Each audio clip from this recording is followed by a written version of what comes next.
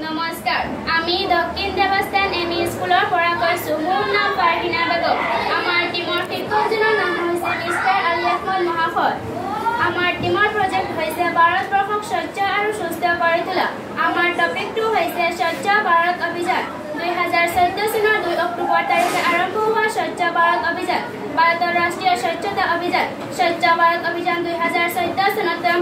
2014 চনত সঠিক অনাম আৰু আৱৰ্জনা ব্যৱস্থাপনাৰ ওপৰত গুৰুত্ব আৰোপ কৰে এই অভিযানে মানুহৰ নিজৰ চৌপাশ পৰিষ্কাৰ কৰি ৰাখিবলৈ মুকলিকৈ শৌচ নকৰিবলৈ শৌচাগাৰ ব্যৱহাৰ কৰে